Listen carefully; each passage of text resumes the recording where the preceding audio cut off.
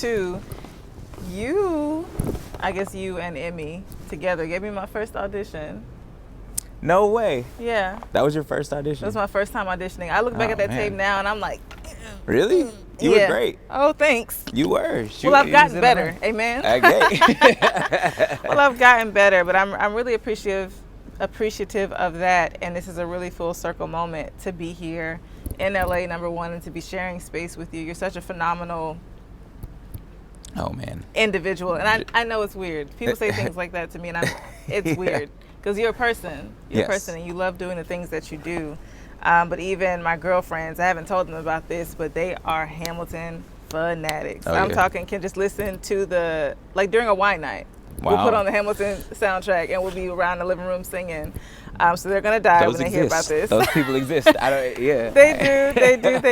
do. But so much more than that. And I just kind of want to start today's conversation by asking you why you tell stories.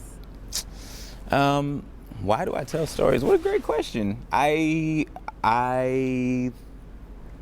grew up on stories. My dad is like a really great storyteller, actually. And the type of person who has been telling the same stories my whole life, right? And they're always engaging. They're always fun.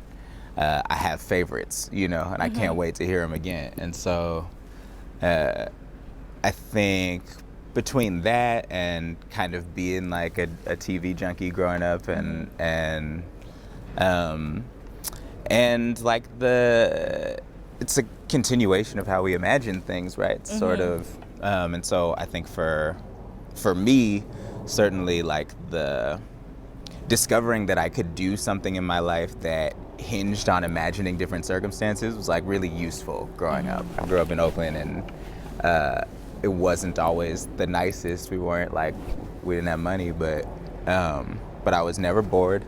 And I was never particularly sad either. And I think that a lot of that had to do with developing this capacity to imagine other circumstances, or to like highlight the joyful points of the current circumstance, right? And so being a person who loves stories, like I'm kind of down, like whatever the situation I'm in is, right? Because there's something on that I can hold on to tell again later. And I guess that's probably a thing I really learned from my pops. Yeah, that's dope. It's funny. We're probably going to bring this up later, but you said you're kind of down whenever. And we read in an interview that when your friends first told you about the concept of Hamilton, you're like, that's not a good idea. It's a terrible idea. It's still a terrible idea on paper. The first but it was so fantastically executed. Secretary. It was. Like everything good.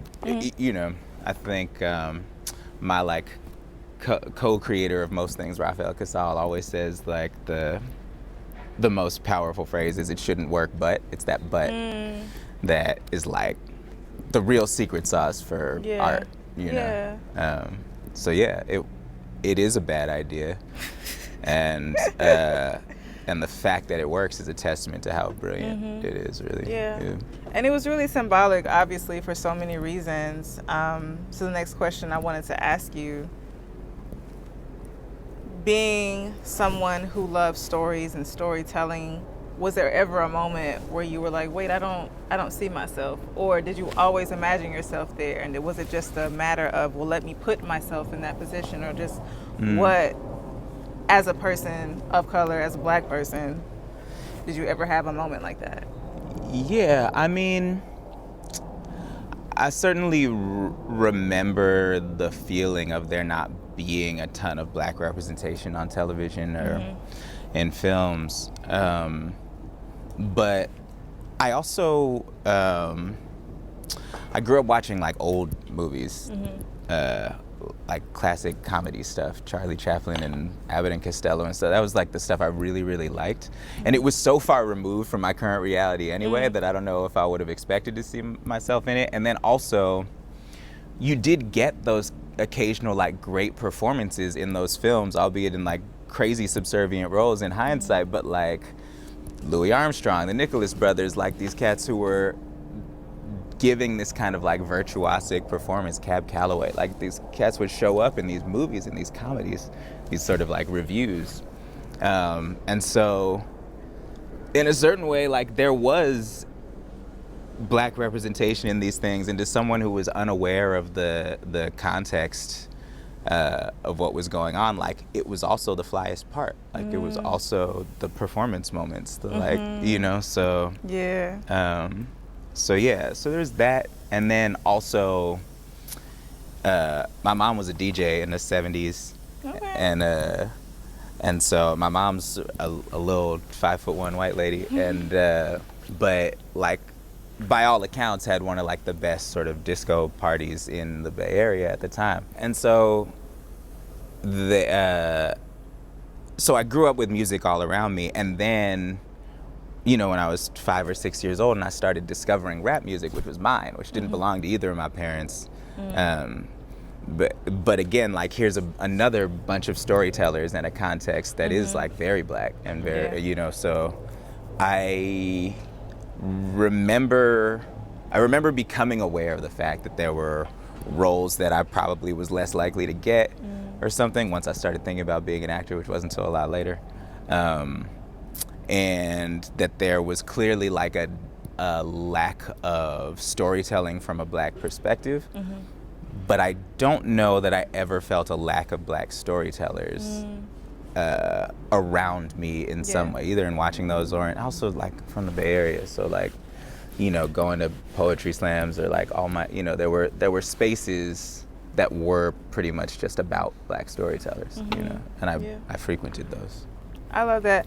I always talk about, someone asked me most recently how I can be so brave and courageous, and I said, well, I mean, to speak as freely as I do about black things, and I was like, well, I choose my spaces, number one, and that's a privilege a lot of people don't have, but to be able to go into spots where I am surrounded by black storytellers, black imaginators, if that's a word, but like just black creatives, period.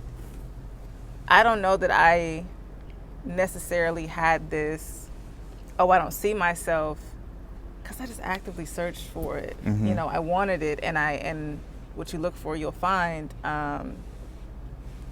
But I do know when I saw these things, I had these different sprouts of, well, what if it was this version of this, and how can I see this version of this? And I remember when I was very little, I tell everybody all the time I thought I could sing. I was like, well, you know, the next Cheetah Girls, we're going to be in it, and they're going to have little sisters, and this is how this is going to go. And not even knowing at that age that what I was doing was just imagining what more things with little black girls would look like on screen. And I think that's just so powerful because, as you said, maybe not being in a mode where you understand quite what you're seeing or understand the lack that exists, but just being able to have the innocence of, I can imagine anything can happen, and that being a really amazing thing. Did somebody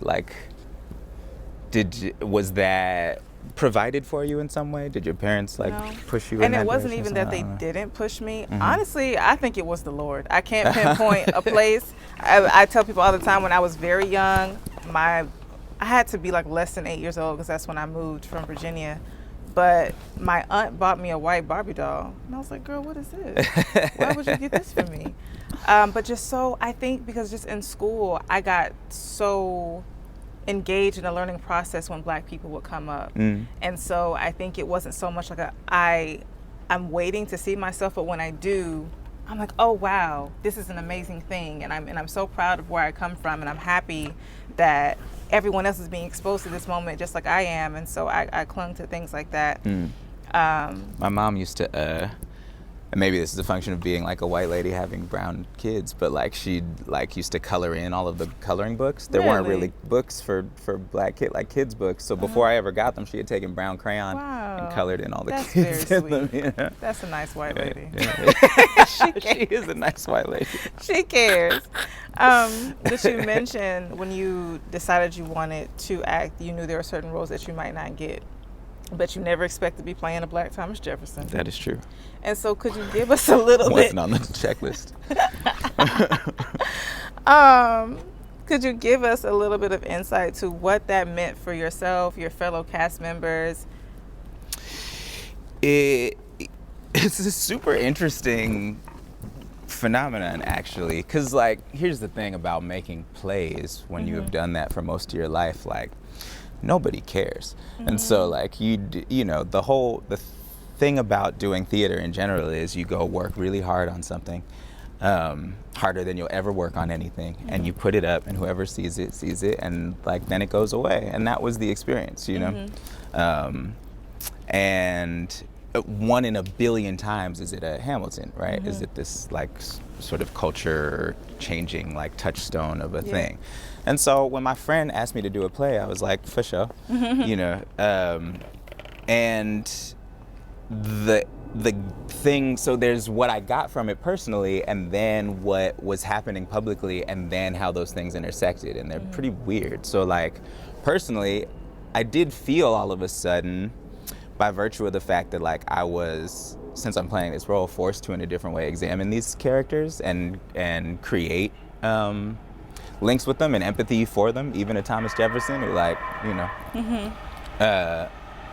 is hella Thomas Jefferson, but like the, you know, reading Lafayette's letters, things like that, a whole bunch of like primary sources, stuff that they had actually written, like all of a sudden I did feel an ownership over this time period that I hadn't felt before. And like I said before in interviews, like I never felt particularly American, you know, but doing that show was kind of the first time I was like, oh yeah, I do, there is I do have some sense of ownership over this. So that's what's happening personally. Publicly, like it's blowing up, becoming this thing, and then there are people in the, we good? Okay, cool. There's you have to sort of process the way people are reacting to a thing, right? So people coming to the show and being like, I don't even like rap music and I love this, was like, I had to, you know, tamp down that anger for a second, you know, because that was always super frustrating to me, and it made me really untrustworthy of all the praise I'm receiving, right? I have a Grammy Award for that thing. It's hard for me to trust that, knowing that like, at least while I was doing it, the primary audience is people who like don't care about the genre. Then I have this award for participating in a genre that I care about very much, and it's like, you know, that's why I take shots at the thing. But so there's that happening, and with the Thomas Jefferson of it too, there are people really relating to this character in a way that was connected to the sort of like virtuosic, fun, insane way we figured out to perform him, right? But that is this Thomas Jefferson that's mapped on my body, and like we're ignoring, in a lot of cases, the history of it, and what he actually did. And there's like the little nod to Sally, but that doesn't really like go into any of the actual history of it. And of course not, that's not the thrust of this show, but all of a sudden, if the show's the most popular thing that's ever happened for a second, you feel all this different kind of responsibility. So those are always things we were all navigating in that space, you know? But like also, I watched Chris Jackson sing one last time, standing directly in front of Barack Obama under the portrait of George Washington. That was an incredibly powerful moment. You know, whatever part of George Washington's story the show may have been telling, like that moment existed means something. So you know, I don't know.